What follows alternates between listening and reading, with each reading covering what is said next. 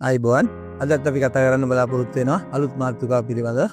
වැඩිපුරම කාන්තාවන්ට තියෙන රෝගයක් එකත් විලුඹ කැක්කුම. විලුඹ කියන්නේ ශරීරයේ බර ඔසවාගෙන තියෙන සුවිශේෂී අංගයක්. මේ විලුඹේ කැක්කුම වැඩි වශයෙන් අඩු වැඩි වශයෙන් ආපුවාම ඇවිද ගන්නත් අමාරු වෙන විශාල රෝගී තත්යකටපත් වෙනවා මේ විලුඹේ කැක්කුම. මේ විලුඹේ හටක තද වෙලා විලුඹ ඝනීභවනය වෙන තත්යකටපත් වෙනවා. සයිටික් නර්ව් කියන අපි කියන බලනහර තුළු නහර තද වෙලා ඒ නහරවල මෝටර් ඇන් සෙන්සරි ෆන්ක්ෂන්ස් වැඩ කරන්නේ නැතුව මේ නහර තද වෙලා එන විලුඹ කැක්කුමක් සහ මේ විලුඹේ මාංශ පේශි වල තියෙන ඝනීභවනය කැල්සියම් තැම්පත් වීම ඒ වගේ දේවල් හරහත් මේ විලුඹ කැක්කුම ඇති වෙන්න පුළුවන්. කෙසේ වෙතත් පතක පුරුල් ඖෂධ, සේහන, සම්බාහන, ව්‍යායාම සහ දුර්ලභ ගණයේ සමහර ඖෂධ මගින් මේ විලුඹ කැක්කුම 100% නතර කරගන්න පුළුවන් අපිට. උණු වතුරට ලුණු දාලා ලුණු හෝ අබ දාලා දාගෙන ඉඳලා පොඩි ෆිසියෝതെරපි එකක් කරන එක, සමහර ඖෂධ ගැල්වීම, කුජ්ජ ප්‍රසාරණී වගේ තෙල් වලින් අපිට මේ තත්ත්වය යම් කිසි දුරකට මඟ හරවා ගන්න පුළුවන්. ඔබේ ජීවිත කාලයේ පහසුවක් නැතුව ජීවත් වෙන්න